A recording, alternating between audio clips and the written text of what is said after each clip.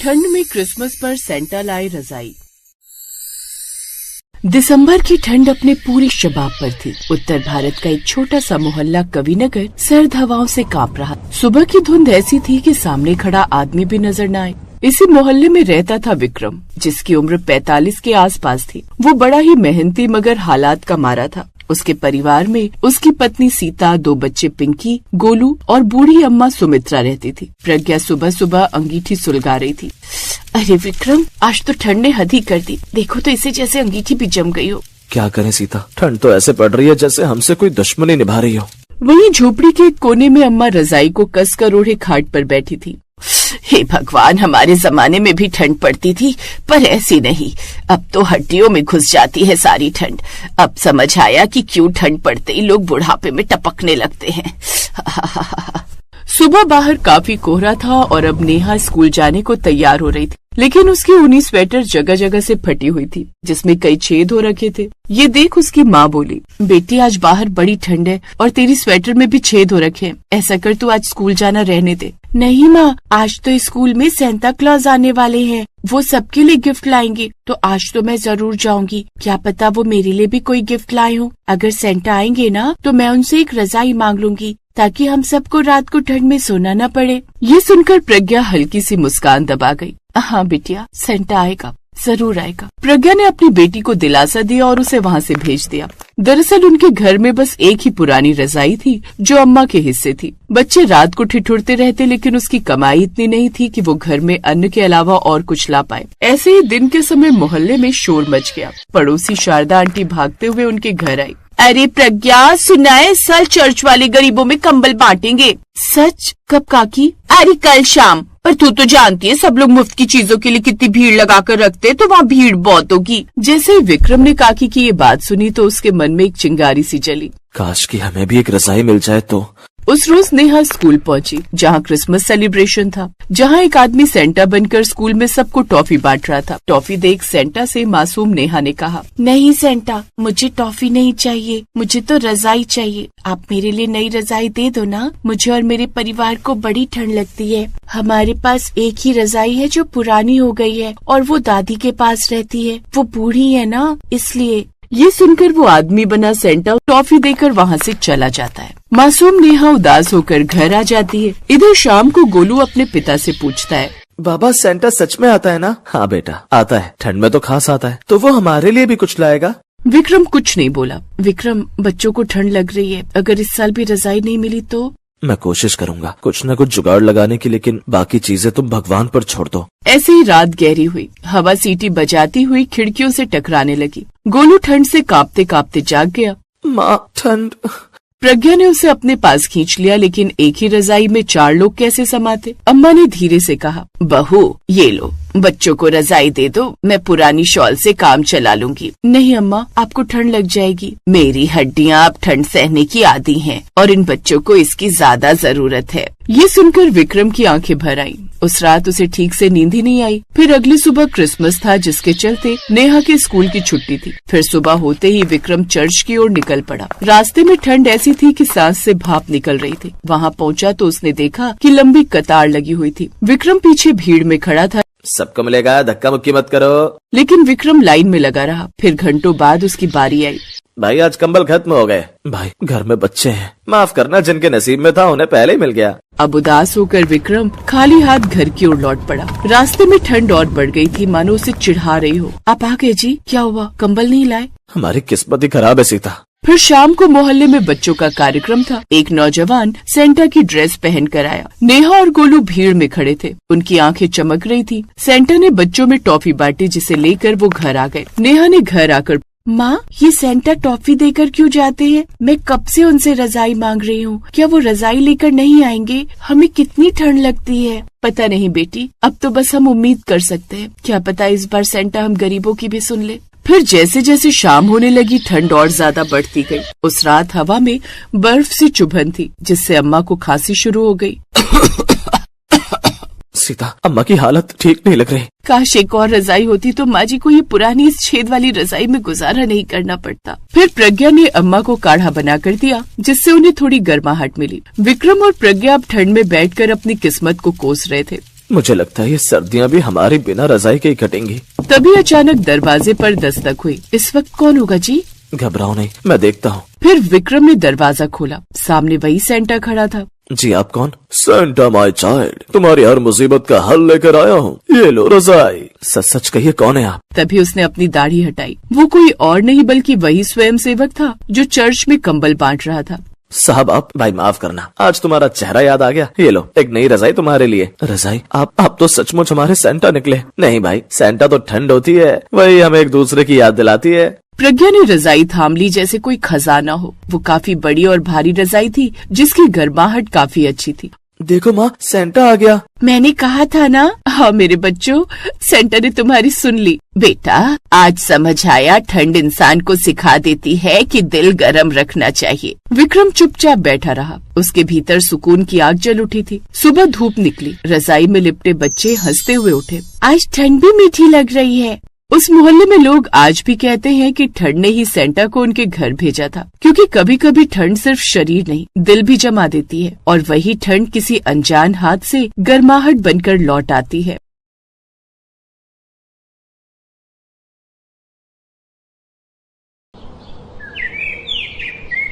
सुमित ठंड में कांपता हुआ घर के अंदर आता है और आते ही अपनी पत्नी साधना से कहता है, साधना जल्दी से लकड़ी जला दो, बहुत ज्यादा ठंड लग रही है। आज तो मालिक ने मानो खून ही चूस लिया हो। बहुत ज्यादा थक गया हूँ, ठंड से हाथ पैर काम ही नहीं कर रहे।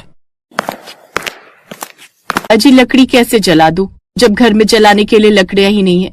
आज पिताजी की तबीयत सुबह से बहुत ज्यादा खराब है। मैंने उन्हें कई बार बोला है कि ठंड में ठंडे पानी से ना नहाया करे, लेकिन वो मेरी एक नहीं सुनते। बीमार होने के कारण आज वो लकड़ियां लेने गए ही नहीं। पुराने जमाने के लोगों को जितना भी समझा लो, ये समझते ही नहीं है। अरे हम गरीब हैं तो क्या हुआ, हमारे घर में चूल्हा है और हम लकड़ी से आग जलाकर पानी गर्म करके नहा तो सकते हैं ना। लेकिन पिताजी तो सुनते ही नहीं। इस कड़कड़ाती ठंड में ठंडे पानी से नहाना उनकी सेहत के लिए कितना खतरनाक है, ये बात उनकी समझ में क्यों नहीं आती। हर साल यही परेशानी होती है। सुमित भी अपने पिता मनीष की चिंता कर रहा होता है कि तभी मनीष वहाँ पर आते हैं और सुमित से कहते हैं, अरे सुमित बेटा, इतनी चिंता मत कर मेरी, ये सर्दी जुकाम तो कुछ दिनों में ठीक हो जाएगा। तेरा बाप बहुत सख्त जान है, इतनी जल्दी उसे कुछ नहीं हो सकता। ये तो मेरी तबीयत खराब देखकर बहू ने मुझे लकड़ियां लेने के लिए जाने ही नहीं दिया। तभी वहाँ पर खांसते हुए राजू आता है और कहता है, माँ वो सब छोड़ो ना, अब तो ठंडी बहुत हो गई है और पिताजी भी आ गए। आप संदूक में से रजाई निकलवा दो ना। जी हाँ, ठंड बहुत ज्यादा हो गई है और चादर से ठंड खत्म नहीं होती है। वैसे भी चादर बिछ चुके हैं। हमारे घर में एक ही तो रजाई है, उसे निकाल लेते हैं। कम से कम पूरा परिवार उसे ओढ़कर सो तो पाएगा। अब साधना और सुमित मिलकर उस संदूक को खोलते हैं जिसके अंदर रजाई रखी हुई थी। जैसे ही उन्होंने संदूक को खोला, उसमें से 2-4 चूहे निकलकर इधर उधर भागने लगे। साधना ने जैसे रजाई को हाथों में उठाया, वह माथा पीटते हुए कहने लगी, अरे सत्यानाश हो इन चूहों का, एक ही तो रजाई थी हमारे घर में, वो भी इन्होंने खराब कर दी। अब मेरा गरीब परिवार क्या करेगा? इस फटी हुई रजाई में भला ठंड कैसे रुकेगी? अब रात भर ठिठुरना ही हमारी किस्मत में लिखा है। साधना बहू, अब जो है यही है। ठंड में गरीब परिवार की एक ही रजाई है और इसे ही ओढ़ना पड़ेगा, चाहे जैसी भी हो।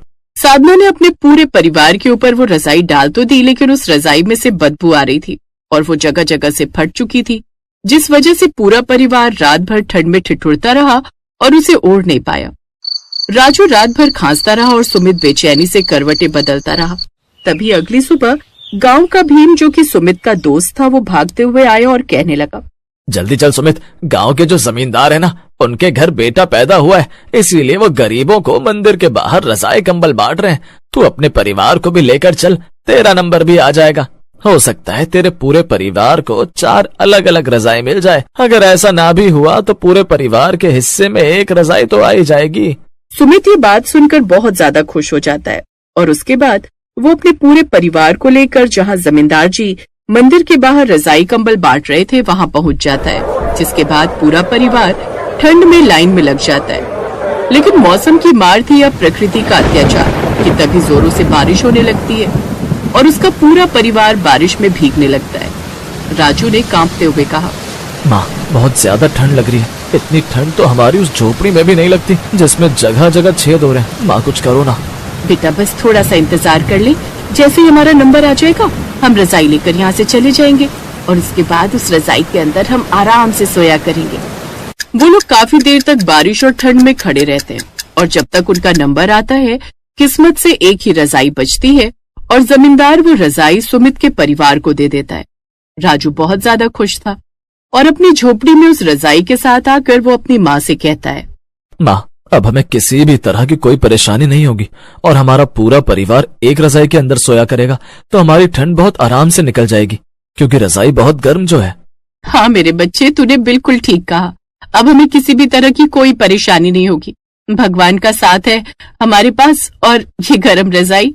पूरा परिवार अब बहुत ज्यादा खुश था और उस रात को पूरा परिवार ठंड में एक रजाई के अंदर बहुत ही आराम से सोता है।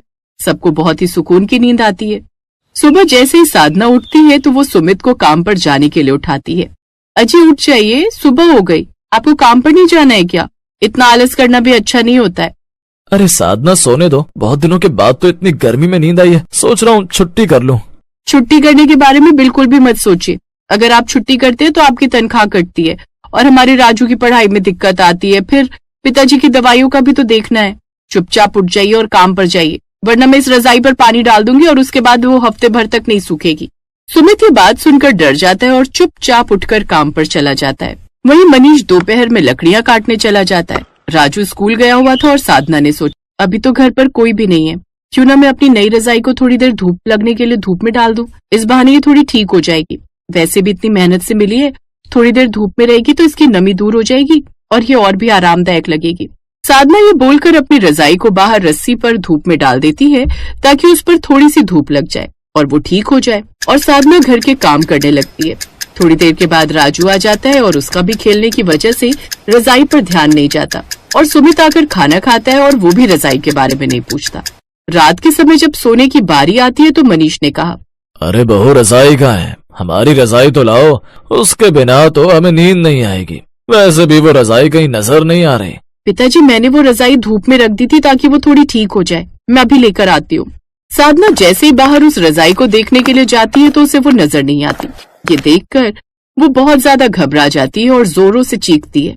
उसके चीखने की आवाज सुनकर उसका पूरा परिवार बाहर आता है और सुमित कहता है, क्या बात हो गई है साधना, तुम इस तरह चीख क्यों रही हो? सब कुछ ठीक तो है ना? कुछ भी ठीक नहीं है जी, देखो ना हमारी रजाई चोरी हो गई। ठंड में पूरा परिवार एक रजाई का इस्तेमाल कर रहा था, अब हम क्या करेंगे? साधना बहुत रोती है लेकिन उन लोगों को वो रजाई नहीं मिलती। मनीष, सुमित और राजू जगह जगह जाकर उस रजाई को ढूंढने की कोशिश करते हैं लेकिन वो सब नाकाम होते हैं। अब पूरा परिवार ठंड में ठिठुर रहा होता है और सुमित कहता है, क्या जरूरत थी साधना तुम्हें वो रजाई धूप में रखने की? वैसे भी नई रजाई को धूप में कौन रखता है? तुम्हारी वजह से देखो आज हमारा परिवार फिर से ठंड में ठिठुर रहा है और हमारे पास कोई रास्ता नहीं है। हम तो फिर भी गुजारा कर लेंगे लेकिन राजू का क्या होगा? जी मुझे क्या पता था कि इस घर में इंसानों से ज्यादा चोर रहते हैं जिसे इस गरीब परिवार पर थोड़ा भी तरस नहीं आएगा और वो ऐसा काम करेंगे। मेरी एक छोटी सी गलती ने आज हमें फिर उसी पुरानी भयानक ठंड के हवाले कर दिया है। पूरा परिवार ठंड में तड़प रहा होता है कि तभी जमींदार वहाँ पर आता है और कहता है, अरे सुमित, कैसा है तू? और तुम सब लोग इतना परेशान क्यों नजर आ रहे हो? आपको क्या बताएं जमींदार जी, पूरे परिवार में ठंड से बचने के लिए एक ही रजाई थी, वो भी आपने दी थी। आज वो रजाई भी बाहर से चोरी हो गई, अब हमारा क्या होगा? जमींदार ने हंसते हुए सुमित से कहा, सुमित, लगता है तेरा भाग्य उतना भी बुरा नहीं है जितना तू सोचता है। मैंने पूरे गांव में रजाई और कंबल बांटे थे लेकिन सिर्फ तेरा परिवार था जिसे एक ही रजाई मिली थी और फिर जब और रजाइयां मैंने मंगवा ली तो सोचा तेरे हिस्से की बची हुई 3 रजाइयां तुझे घर पर आकर दे जाता हूँ। ये बात सुनने के बाद गरीब परिवार के चेहरे पर चमक आ जाती है क्योंकि उन्हें उम्मीद की एक नई रोशनी मिली थी। जिसके बाद जमींदार अपने आदमी को आवाज लगाता है और उसका आदमी 3 रजाई लेकर आता है। अरे वाह, जमींदार जी तो बहुत अच्छे हैं। अब हमारे घर में 3-3 रजाई है और अब हम लोगों को ठंड नहीं लगेगी। जमींदार भी प्यार से राजू के सर पर हाथ रखता है और खुशी खुशी वहाँ से चला जाता है। जिसके बाद राजू के परिवार को अब कोई भी दिक्कत नहीं हुआ करती थी। सुमित सारा दिन मेहनत करता और रात में उसका परिवार आग जलाकर रजाई में बैठा करता था। सुमित अब अलग रजाई में सोया करता और राजू अपनी माँ साधना के साथ एक रजाई ओढ़ता और मनीष एक अलग रजाई में सोया करता था। लेकिन साधना ने कभी भी वो पुरानी रजाई जो चूहे ने कुतर दी थी उसे फेंका नहीं और हमेशा संभाल कर रखा, एक याद की तरह। वो रजाई उन्हें हमेशा उस मुश्किल समय की याद दिलाती थी जब एक छोटी सी रजाई में उनका पूरा परिवार सिमटकर सोया करता था। Best buddies. Hello friends, thanks for watching this video. अगर आपको ये वीडियो पसंद आया है तो प्लीज लाइक, सब्सक्राइब, कमेंट्स करें इस वीडियो पर और हाँ, शेयर करना भी ना भूलें। और भी मजेदार वीडियो देखने के लिए नीचे दिए गए बेल आइकॉन को दबाएं। देखते रहिए बेस्ट बडीज।